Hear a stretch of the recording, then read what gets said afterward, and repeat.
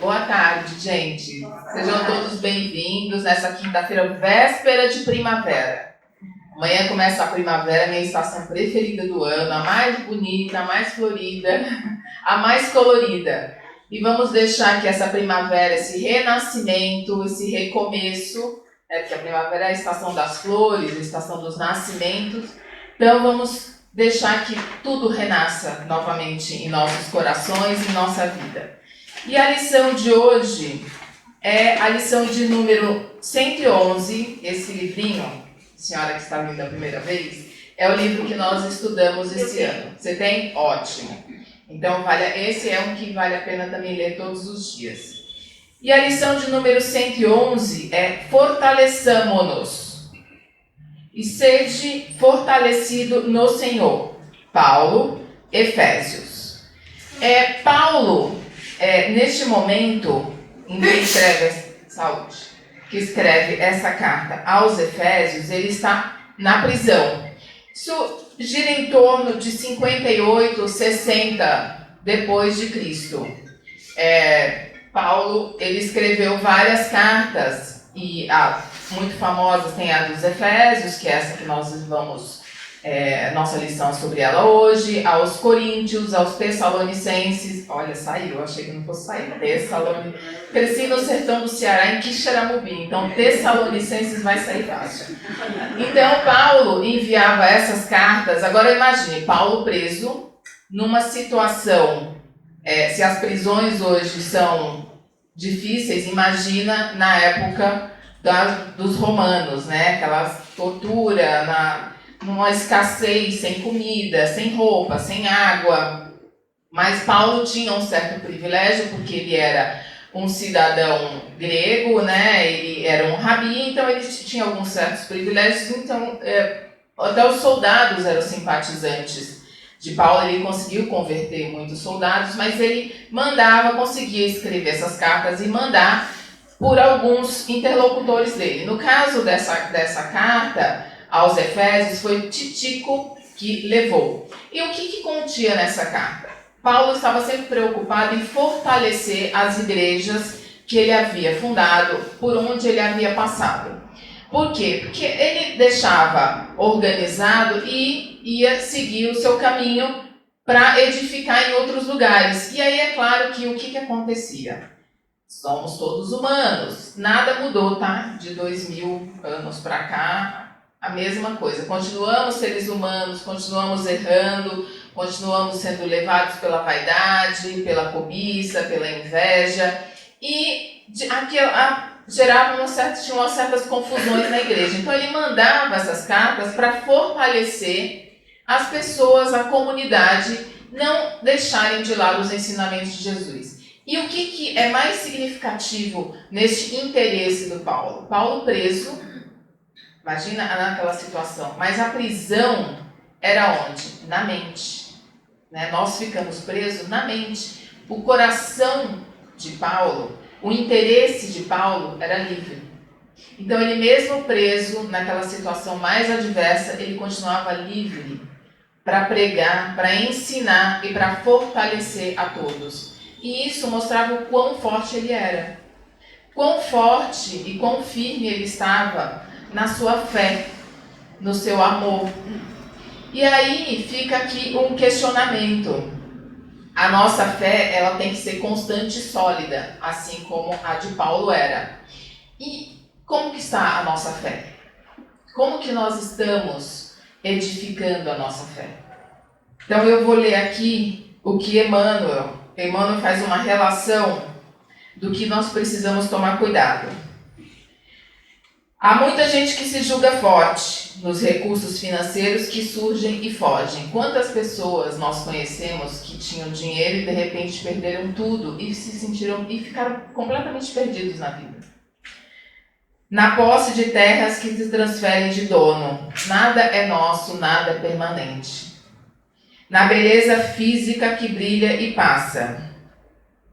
Não é que nós não devemos ser vaidosos nem nos cuidarmos, isso faz parte do corpo que Deus nos deu. Nós temos sim que cuidar do nosso corpo, da nossa saúde, da nossa alimentação, vir aqui, arrumar o cabelo para vir conversar com você. Mas se chegasse toda desgrenhada, não, né? A gente tem que ter um cuidado. Quem leu aqui o Nosso Lar, de André Luiz, lembra no momento que André Luiz descobre que ele cometeu suicídio por quê? Por ter relaxado do seu corpo, por ter abusado do corpo. Então é importante cuidarmos. Nos parentes importantes que se transformam, aquele parente que ganhou alguma coisa, que melhorou um pouquinho de vida e virou outra pessoa, e aí você fica sem entender por que a pessoa mudou com você. Na cultura da inteligência que muitas vezes nos engana. Quantas pessoas sabem tanto e são tão pouco? Né? Se apegam mais no ser e não, né? Mais no ter e não no ser. Que o importante é nós sermos. Na popularidade que conduz à desilusão. Nos tempos que vivemos de rede social, que qualquer um quer ser importante, qualquer um quer ser famoso, e que nos leva a essa fama? Talvez um pouco de dinheiro, mas no poder político que o tempo desfaz. Não vou nem comentar. No oásis de felicidade exclusiva que a tempestade destrói. Onde nós estamos edificando a nossa casa? Qualquer tempestade nos destrói. Imagina o que Paulo estava vivendo, um verdadeiro tsunami preso nas condições que ele estava. Sim, há muita gente que supõe vencer hoje para acabar vencido amanhã. Então, o que nós temos que tirar dessa lição? Que tudo é muito transitório na nossa vida. Que nós temos que fortalecer o nosso coração, fortalecer a nossa fé, fortalecer a nossa vida nos ensinamentos de Jesus. E eu acho que a maior preocupação de Paulo era mostrar aos Efésios, aos Coríntios, aos guardas que estavam ali na prisão, aos seguidores de Jesus, que ele se importava. E o que é importar? Importar é trazer de fora para dentro. Importar é trazer aquela pessoa para dentro do nosso coração. Toda vez que nós nos importamos com alguém, aquela pessoa se sente acolhida. E é isso que nós tentamos fazer aqui na Casa Espírita. Nós nos importamos com vocês. Todos os trabalhadores, nós nos importamos com vocês. Vocês estão dentro do nosso coração. Cada sorriso, cada vez que vocês voltam, cada vez que vocês estão aqui, cada depoimento de um dia melhor, de uma vitória, de sorrir para si no espelho, de conseguir acordar mais um dia, para nós é uma vitória, porque nós somos semeadores. Eu falo nós porque vocês também são semeadores. Quando vocês saem daqui e escutam os ensinamentos, vocês vão passar para frente, vocês também estão semeando. Jesus não falou, crescei e multiplicai-vos? Então, não é só para formar família, ter filhos, é multiplicar este amor, multiplicar este ensinamento. Então, nós queremos que quando vocês cheguem aqui, deem um sorriso, porque a gente sabe que aquela sementinha que foi plantada ali, ela rendeu um fruto. Passem para nós, contem como que vocês estão, contem a evolução, nos coloquem dentro do coração de vocês, porque vocês estão dentro do nosso coração. Porque senão, por que nós estaríamos aqui? Se essa sala estivesse vazia, poxa, que semeadores que nós somos, né? Então, é importante vocês falarem pra gente, vocês comunicarem, vocês trocarem, darem um abraço. Eu tenho praticado muito essa terapia do abraço, que eu acho tão importante. Um abraço salva vidas. Vou até contar uma história do Divaldo. Ele disse que estava todo mundo conhece o Divaldo Franco, né? Ele estava numa viagem com amigos, foi convidado, na cidade do Cabo, na África do Sul, e ele estava numa conferência e de repente entrou Joana de Ângeles, que é a mentora espiritual do Divaldo, e falou assim: você vai levantar e vai abraçar aquele moço. Como assim, senhora? eu vou abraçar, eu nunca vi esse moço. Você vai levantar e vai abraçar esse moço. Ele falou, mas como que eu vou abraçar? Eu não conheço esse senhor. Ele ficou super, vai levantar e vai abraçar. Era assim que ela fala. Não é assim que ela fala. E ele, todo sem graça, teve que montar uma história para ir abraçar o rapaz que ele nunca tinha visto na vida. Chegou perto do rapaz e falou assim, olha, você por favor, ele estava com um bule de café na mão, rapaz, era um garçom. Você por favor, pode levar um bule de leite na mesa que nós vamos nos sentar? E o rapaz, yes sir. E aí ele foi e abraçou o rapaz. O rapaz era negro igual a cauda da graúna, ficou cinza, segundo o Divaldo. E o rapaz ficou muito sem graça. E todos os amigos perguntando, por que você abraçou o rapaz? Não sei, quando eu descobri eu te conto. Ninguém entendeu nada, mas o rapaz levou o bule. E no dia seguinte, o jantar transcorreu, no dia seguinte, o Divaldo estava indisposto, não desceu. E o rapaz estava à porta do elevador esperando por ele. Quando os amigos do Divaldo saíram, ele falou assim, cadê o senhor Divaldo? Aí ele está indisposto, não vai descer. Divaldo estava de pijamas no quarto, eis que toca a campainha, o rapaz com um carrinho de chá. Ele, eu odeio chá, eu odeio bolacha, mas eu tive que tomar o chá. E o rapaz entrou perguntando como que ele estava, chamava Mebabe. E ele falou, olha, eu estou indisposto. Ele falou, não, mas o senhor precisa ficar bem, tem que tomar esse chá. Ele falou, eu odeio chá, mas eu vou tomar o chá. Ele falou, não, senhor Divaldo, eu queria falar para o senhor o seguinte, eu ia me matar ontem.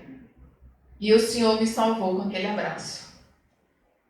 Eu cheguei na minha casa e falei para minha esposa, ele me salvou. Nunca na minha vida, em 38 anos de existência, um homem branco me abraçou. Então, um abraço salva vidas. E aí o Divaldo falou, mas por que você ia se matar? Ele falou, porque eu tenho 3 filhos e eu tenho um câncer de próstata com metástase óssea e eu não tenho como pagar esse tratamento. E se eu morrer, minha família vai receber o seguro. Ele falou, não, mas você não vai se matar. A gente vai dar um jeito. E, enfim, para encurtar a história, Divaldo conseguiu, conversando com os amigos, que pagassem o tratamento do rapaz. E o rapaz, no dia seguinte, foi com a esposa e os 3 filhos para agradecer ao Divaldo e perguntou qual que é a sua religião. Divaldo falou, se eu explicar, você não vai entender. Então eu vou chegar no Brasil e vou te mandar uns livros e você vai ler e vai me falar o que você acha. Bom, Joana depois falou para Divaldo que o plano espiritual estava de olho nesse rapaz e que ele seria muito importante para a doutrina espírita ali na cidade do Cabo. E ele recebeu os livros, ele fez o tratamento, ele se curou e hoje ele tem um centro espírita na cidade do Cabo. Então o Divaldo não só salvou uma vida, como ele plantou uma semente muito importante, né? Então a gente quer aqui dentro que vocês saibam que vocês são importantes para a gente e que nós precisamos que vocês tragam as questões, porque nós estamos aqui exatamente para isso, para ajudar, para semear. Nosso trabalho depende de vocês, tá? Então, para finalizar, eu vim falar, era completamente diferente essa palestra, tá? Eu não sei o que aconteceu, que quando eu cheguei aqui mudou tudo. Mas tem uma pesquisa que eu vi essa semana, que essa pesquisa não foi ainda publicada, mas ela já está ocorrendo há 80 anos em Harvard. Harvard é a faculdade em Boston, que eles estão estudando um grupo de pessoas e esse grupo de pessoas, eles já estão em torno, as pessoas começaram crianças, já gastaram milhares de dólares nessa pesquisa, alguns já faleceram, mas o que eles concluíram? Que os mais longevos do grupo são aqueles que têm fé, aqueles que têm um senso de comunidade e aqueles que são cuidados e que cuidam. Aqueles que convivem com a família, aqueles que cuidam dos netos, aqueles que são importantes para alguém e aqueles que se importam com alguém. Então tudo isso é importante para a nossa longevidade, para a nossa semeadura. E tem uma... Só que Harvard gastou milhares de dólares para descobrir isso, que Jesus já falou há 2023 anos. E tem também as Blue Zones, não sei se vocês já ouviram falar das Blue Zones, que são aquelas regiões no planeta que são os mais existem os mais longevos. Tem pessoas que têm 105 anos, 100 anos, que tem na Grécia, uma ilha, na Sardenha, na Califórnia, na Costa Rica e numa cidade do Japão, que é o mesmo princípio. São todos idosos que são super ativos, que caminham, que cuidam da sua horta, mas que principalmente têm uma fé e tem quem cuide e tem de quem cuidar. Então, nós somos todos cuidadores. O que Paulo estava fazendo no cárcere, livre no seu coração e na sua semeadura, era cuidar dos outros. Por isso que ele sobreviveu a tantas prisões, ele sobreviveu a tantas adversidades, ele sobreviveu a tantos maltratos, a tantos açoites, a tantos naufrágios. Acho que foram 5 ou 6 naufrágios que ele sobreviveu. Vendo o filme, se vocês vierem ao Cinecrer, é a história mais fantástica de transformação, de renovação e de se importar. É a história de Paulo. Então, eu quero encerrar o dia de hoje. Faz 1 ano que eu comecei a fazer palestras, foi exatamente na primavera do ano passado, e eu li esse texto e eu vou trazer ele outra vez, porque eu acho que ele fecha bem essa palestra. Quando tocamos em algo, deixamos as nossas impressões digitais. Quando tocamos as vidas das pessoas, deixamos nossa identidade. A vida é boa quando você está feliz, mas a vida é muito melhor quando os outros estão felizes. Por causa de você. Nada na natureza vive para si mesmo. Os rios não bebem sua própria água. As árvores não comem seus próprios frutos. O sol não brilha para si mesmo. E as flores não espalham sua fragrância só para si. Jesus não se sacrificou por si mesmo, mas por nós, Viver para os outros é uma regra da natureza. Todos nós nascemos para ajudar uns aos outros. Muito obrigada, boa tarde, feliz primavera.